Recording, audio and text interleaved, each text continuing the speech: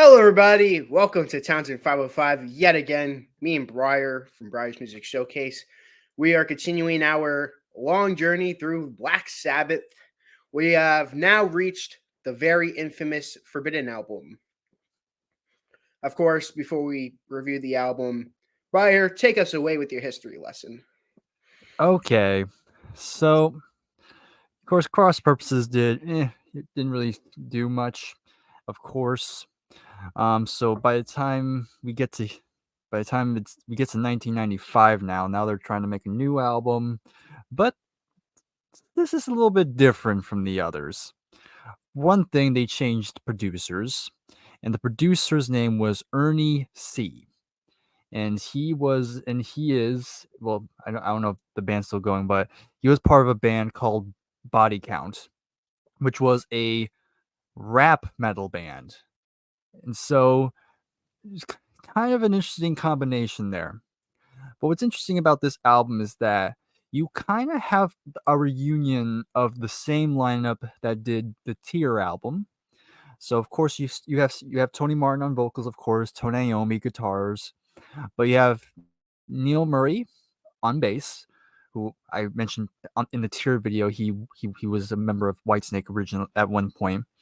But then you have the return of Cozy Powell on drums, and you still have Jeff Nichols on keyboards. So again, the same exact lineup as Tear.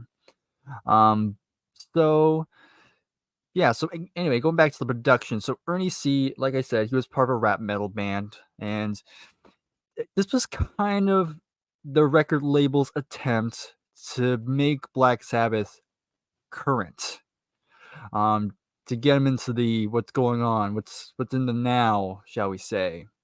And this album was also partly an obligatory album. They kind of needed to make another album, so they were kind of like, okay, let's just see if we can come up with something pretty quick.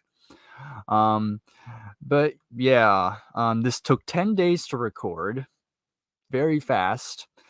And yeah, this album was a huge critical and commercial flop. It got to number 71 in the UK, and it didn't even chart in the US. Not at all. Um, and I've read interviews that even Tony Iommi was really not too keen on this production. Um, I think he once said that he kind of felt like he was kind of trapped in a corner, like he didn't particularly want to go in this direction, but he kind of was kind of forced into doing it. And I know Cozy Powell also didn't enjoy this production either, because I think the Ernie C tried to teach Cozy how to do some kind of hip hop rhythm on drums, and Cozy was not having it at all. And so yeah, and then Tony Martin, he was kind of mixed on it. He was like, I mean, there's like I know, I think he said like there were some songs he liked, but he knew this was going to be a bomb. Like he knew it wasn't going to do well. And yeah, and he was kind of right. And because of this, the Black Sabbath would not record another album for a long time afterwards. And this also marks the end of the Tony Martin era. So so yeah, as I've we've been hinting at this whole series, but again, this is often considered, to most fans, this is like their lowest points. Like if you watch like ranking videos on YouTube, generally this album's going to be somewhere near the bottom, either dead last or second to last. It's one of those two. So we'll see how we feel. Yeah, it's going to be an interesting discussion. Yeah, so normally we like to give brief thoughts before we begin this, but let's do something different today. Let's just start reviewing the tracks. Yeah. Let's get right into the meat of it.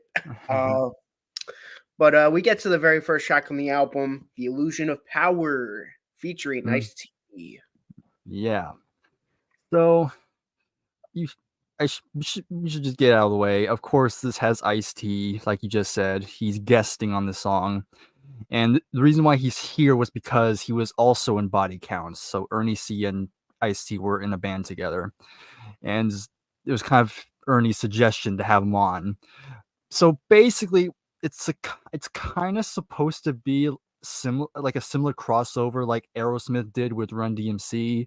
And since that was a huge success, they thought, hey, maybe we can give Black Sabbath that.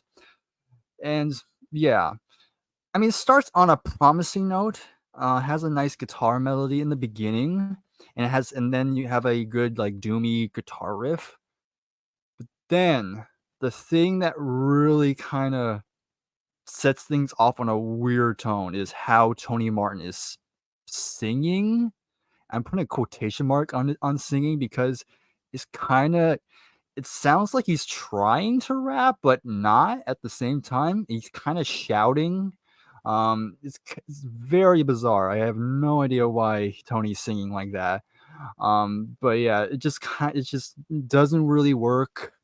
And even when they get to the chorus, the whole illusion of power. I don't know. It's kind of, that's very corny. Very corny. Was not a fan of that.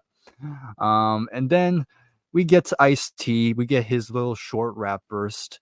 Yeah, there's Black Sabbath and rap do not go together. It's like water and oil. They just don't mix too well. Um, and I don't hate Ice T. I think between you and me, and pretty much the rest of our friend group, I'm probably the most tolerant when it comes to rap, because I do.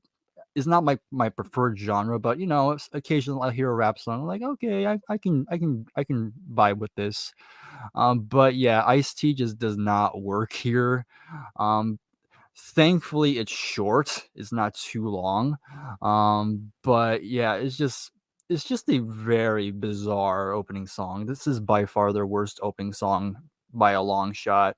And which is kind of a shame, because for the most part they've started their albums very good. I don't think there was a album I before this where I didn't hate a opening track, but this is definitely the one where I'm like, yep, this is not a good opening song. So yeah, I'm gonna be upfront. It's my least favorite song on the album. So yeah, not that good. You're muted. Yeah. I will say, going very, very, very, very, very brief, I do not hate this album. That's all I'm going to say right now. But I will say this is the lowest point of the album. This is the Yeah. worst one of the album. I would have given this album a very generous score, but man, this is a very weak way to open up the album. Like, really, really bad. This is like their second worst song that I've ever heard from them. They're my Mhm. second least favorite Black Sabbath song. I still I still give Iron Man the nod for being my least favorite, but yeah, that Ice T part was so pointless. I don't know what's Mhm. worse, the rap section of Roll the Bones from Rush or this. I don't Yeah, know which one. yeah. I'm gonna get. Yeah, I think this is slightly better, because at least Ice T is a rapper. Geddy Lee is not. That's true. And, That's true. yeah, and, I'll give Ice T this. I mean, I know when I I forgot to mention, but when Ernie C recommended Ice T, Tony was like, "Who the hell is Ice T?" But they talked for a bit, and they kind of got along, and apparently Ice T is a huge Black Sabbath fan, so respect. I respect that. But again, like I said, just not a good fit for them. Yeah, I agree. But we do go up from here, I will say. We get to the next song on the album, Get a Grip. Get a grip. Okay, so the first note, when I first heard the song, the first thing I wrote was, "This sounds almost like something Aerosmith would do at this time, around this time." Which is kind of funny, because it says "Get a Grip" and Aerosmith has an album called "Get a Grip." So yeah, that's interesting. Um, but the thing is, I am not a huge fan of that period of Aerosmith, so therefore I did not really vibe with this song too much. It's just not. I don't know. It just doesn't really. It's not really my preferred sound, really. And again, another thing this album gets is that, like, another a big thing that people say about this album is that the production is not that great. And this song in particular is one of those examples where I'm like, yeah, the production's not that good. Because everything's so loud, especially Cozy's drums. His drums are very loud, and so loud it pretty much almost drowns out Tony's vocals. Like, there are times I can't really hear him that well. Um, and yeah, just kind of it's kind of weak. lyrically is pretty weak too. To me, just it doesn't sound that inspiring to me. Um, so yeah, it's not really that strong of a follow up song to me, but it's better than the last song. I'll give it that. I actually really like this song. I me personally, I really enjoy this song. This is probably my favorite song on the album. So, they got Okay. their worst song out of the way. Now they're getting their best song out of the way. Yeah, I'm like, man, is this gonna be a dreadful album? And then this song comes on. I'm like, what a relief. Um, I'm like, maybe we just experienced the worst. Mhm. I like the guitar playing. I think it's pretty good. Um, yeah, I actually like this song a lot. This is not one of their best songs, but I like it. It's a good song. Okay. Oh, good quote good. I don't think it's great, but I think it's good Okay. for Black Sabbath. That might as well be bad. Not bad, but weaker. But next song on the album, "Can't Get Close Enough." Okay. This is a song where I'm kind of split on. I don't know if I like it or not because there's some good things I like about it. Like there's a good melodic guitar to start it off, um, and you know it takes a while for it to really get going. It kind of stays in that slow part for like a minute, and then once the guitar riff kicks in, it's like okay, that's a decent riff. Um, I can get by it. And the drumming's okay. Nothing too outstanding about it. But again, it kind of goes back to the production. The production on this one just feels off, and I want to like it more. But again, there's just something about the production that's kind of stopping me. I can't really explain it. And the sound of Tony's vocals also don't really click with me. It's not because because he sounded better on before, but here on this album in general, it kind of just doesn't. I don't know. This album doesn't really do him much service in terms of his vocal to really show off his vocals. But it's okay. It's one of the more decent songs on the album. Um, yeah, this is an okay song. This is probably towards the bottom of my list. Mm-hmm. Like I said, besides the first track, none of these songs get nearly as bad as the first song. So Mm-hmm. the worst they get is just okay on this album. Um, it's good. It's okay. It's not offensive.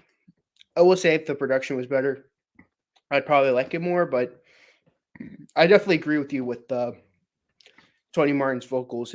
It's definitely not nearly as strong as it was on the previous albums that he was Mm-hmm. doing lead on.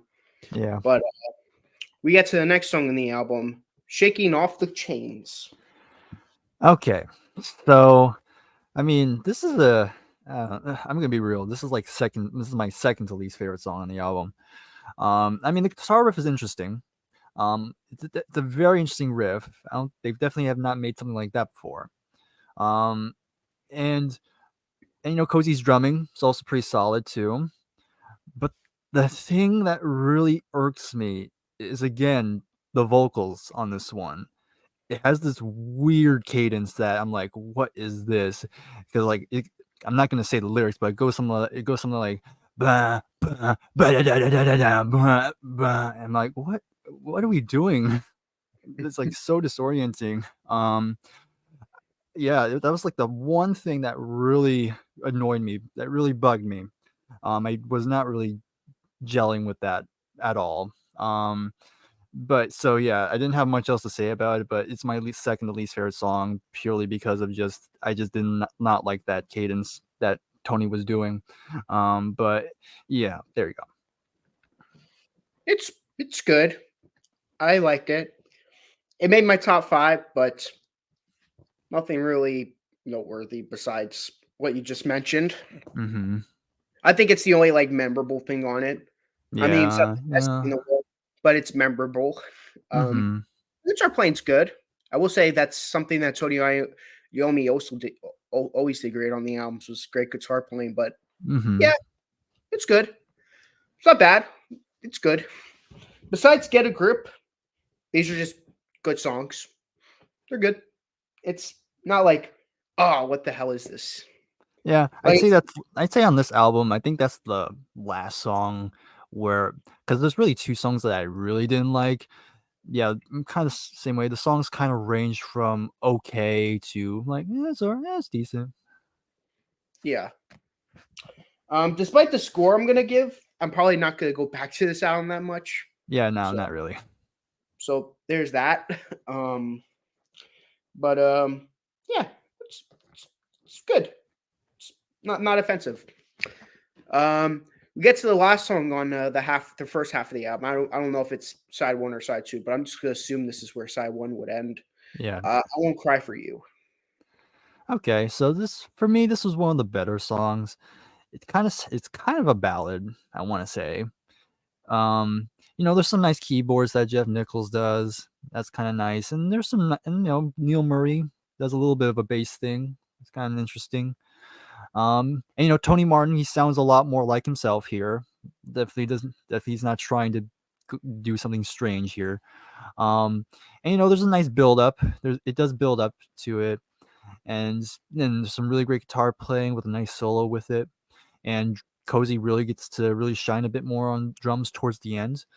But yeah, overall, this was definitely one of the better ones. This one did make my top 5. This also made my top five. It's good. It's a good ballad. Um, I hate to be so brief about it, but it's good. Hmm. It's not bad. It's not great. It's in between. It's Yeah. good. I liked it. It was a good song. Um, but we get to the second half of the album. The first song on the second half, I'd say, is "Guilty as Hell." Okay, so this is probably the most Black Sabbath sounding song. Again, rest of the songs, they had a Black Sabbath sound, but this one definitely has a more like a traditional Black Sabbath sound. It's got a solid riff on it. Um, some very good drumming from Cozy. Of course, again, the production, I feel like they mixed him way too high in the mix. And again, it kind of drowns out Tony's vocals again. So that's one of my big critiques of it. Trying to yeah, this one, but overall, I thought there was another pretty good song. Um, this one did make my top 5. Was also kind of probably the biggest surprise when I heard this song was that Tony Martin actually dropped an F bomb in it. I was like, whoa, I don't think we ever heard that before in a Black Sabbath album. So that kind of made it memorable. But yeah, this was another song that I liked. It's okay. That's all I gotta say.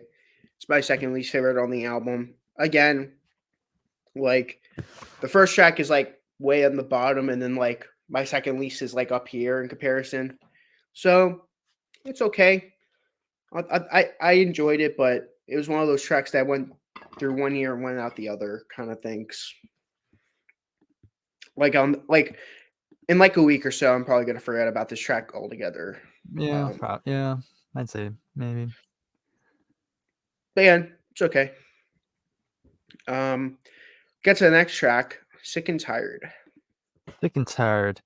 All right, another song that made my top 5, although barely. Um, and even now, I still don't know if it's worthy to being in the top 5 because I mean, it has a good drum intro from Cozy. That was pretty cool, but the drums kind of sounded a bit tinny though. It didn't really sound that big. But still, it was interesting. The guitar riff. It's okay. Not one of Tony's better riffs. Um, and but the thing that I kind of liked was there was some more keyboards on this track. Definitely gave it a lot more. Gave it just added more to it, especially during the verses. I think the verses were probably my favorite part of the song. The chorus was okay, but to me, the verses were like the big standout. Um, but again, it kind of kept flip flopping between because the verses had a more ballad feel, but then the chorus has a more hard rock, more bluesy thing. So I'm like, okay, which one are we doing? Are we doing a ballad or are we not? If you're doing a power ballad, that's not really how you do power ballads. Um, so again, it barely made the top 5, but even I'm kind of questioning that. So I'm just gonna roll with it. But yeah, this was another decent song. It's okay. Um, I thought it was good. This barely didn't make my top five. Um, I thought it was okay. Um, that's all. That's about it, really. It's not bad. It's not good. I mean, it's not bad. It's not great. It's good. I liked it. Again, it's one of those songs I'm probably gonna forget about. Um, but we get to the next song on the album, which is "Rusty Angels." Okay. This is another okay one. Um, the guitar riff, this the guitar is kind of it's okay, but I don't know. It just sounds a bit generic. Like it doesn't. It sounds like a riff that anybody would have made up around this time. Mainly from the alternative scene is what I hear it from. But it's a faster song. Um, you know, yeah, that's all. I didn't write a whole lot about it. I just wrote it's kind of forgettable. Yeah, again, it's fine. There's nothing bad about it, but yeah, it's just like you've been saying. This is another song. This is a song I'll probably forget. Yeah, I'm gonna agree with you on this one. It's good. Um, Very forgettable. Goes in one ear, goes out the other. Um, it's good. That's about it. Um, I hate to make. I hate when I when I'm brief on something, but like, what am I? It's like one of those things where it's like, what the heck am I supposed to say? It's just Yeah, yeah, song's just kind of there. yeah, Nothing I could do about it. But oh well, as Fleetwood Mac would say. yeah. Um, Right. but we get to the next track on the album, which is the title track, "Forbidden." Okay. This this is definitely a song I would say I actually did like quite a bit. It has a pretty good riff in it.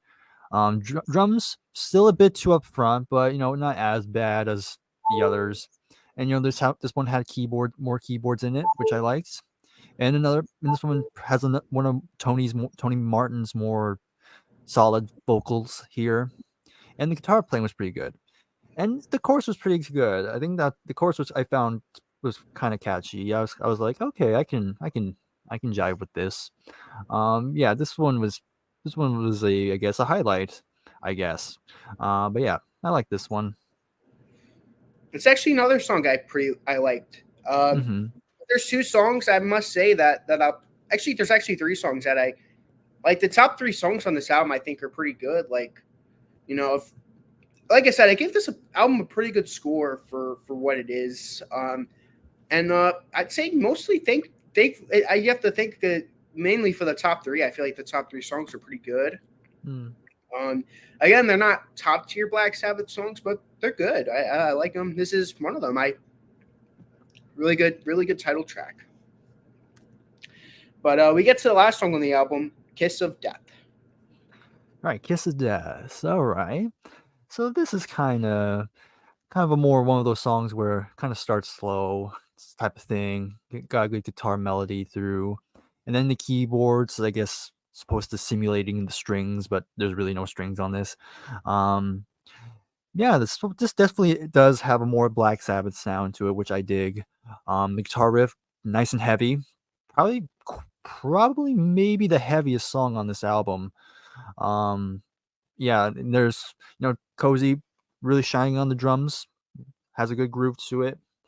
And you have a nice good switch up between the slower parts, but then you have the more faster parts. A lot better than what song did I criticize that for? Oh, it was Sick and Tired, which I criticized for not deciding where it wants to be.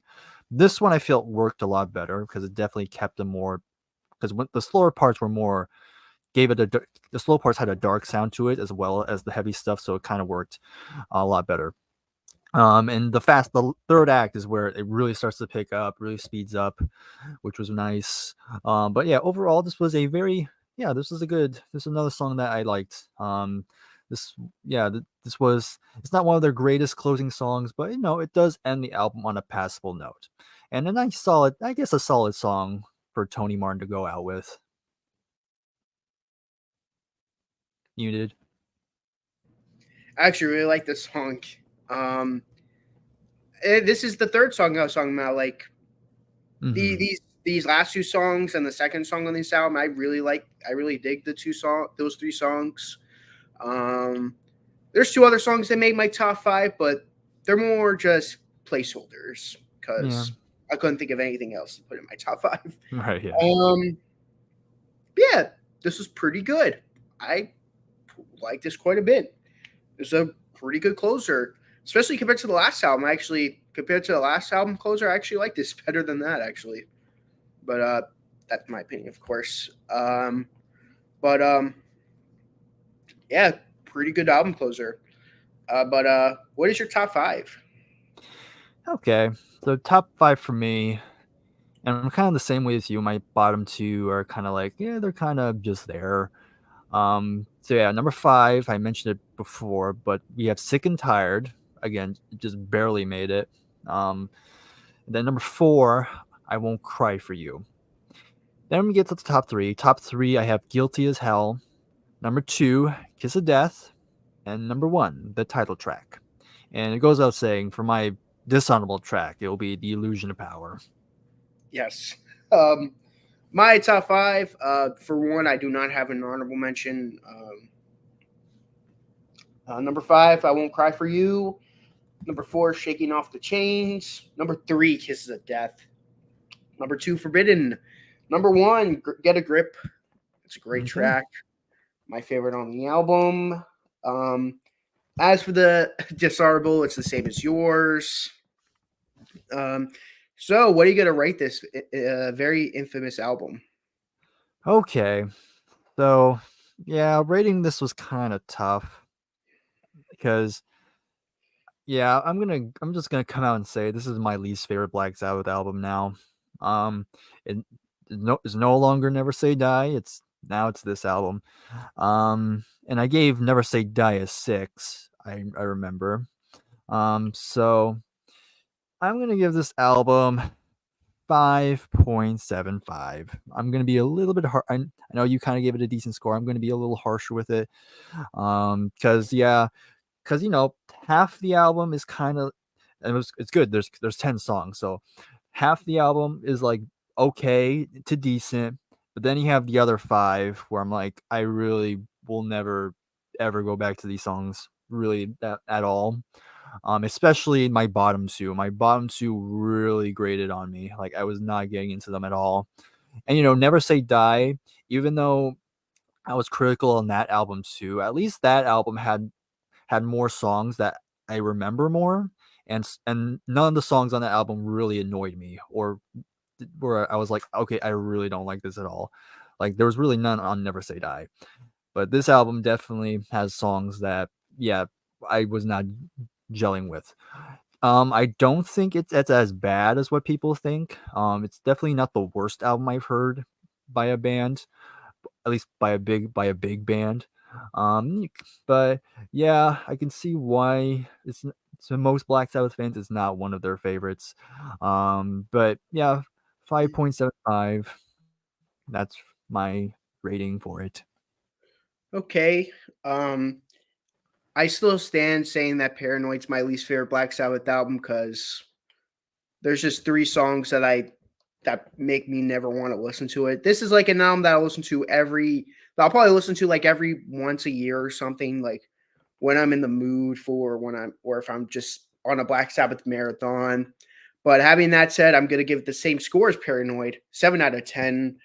Um, yes, there are two awful songs, but there are three really good songs. Um, as for the other five songs, yeah, um, As for the other five, I will say they're okay. So if we're going by just the bad songs, it would be like a 3 out of 10. If we're going by the best songs, it'd be like a 9 out of 10. So I kind of did a little bit of math and all that in my head, and Okay. 7 out of 10. Their second worst album. So you are correct. It's your least favorite, and it's my second least favorite. So Mhm. got the statistic right. But yeah. But anything else you want to say before we close out for today?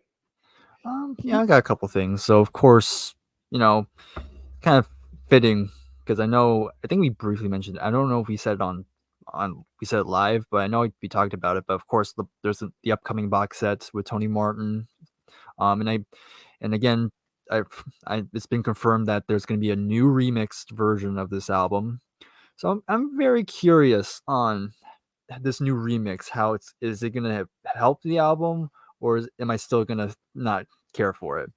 But I'm curious on how that's going to go. But until then, I guess next week, of course, to most people, you probably would think the next review is going to be their final album, which is 13, which I have back here. But we're actually not going to do that. We're actually going to take a slight detour and talk about an album from a band called Heaven and Hell, which I do have it with me. I don't know where I put it though. Is it somewhere up here? Oh man, now I misplaced it. That's how it goes. There it is. That's it. So and the album's called The Devil You Know. And you probably, again, people who have no idea who Black Sabbath is probably like, why are you talking about that album? Well, because the lineup of that band was Ronnie James Dio, Tony Iommi, Geezer Butler, and Vinny Appice, which is the exact same lineup as The Mob Rules and Dehumanizer. So so I was like, well, I was the one who suggested it, but we were like, okay, let's just include it because it's basically a Black Sabbath album just under a different name. So there's like a couple theories why that was the case, but we'll save that for the next episode. But yeah, it should be a very cool discussion. Yeah, look forward to that. But thanks for that. I was gonna mention all that, but thank you for saying that. Thank you guys for watching the video. Stay tuned next week for that. Very close to finishing the series, and I'm excited to start the Genesis series when we finish this series. See you guys in the next one. So long.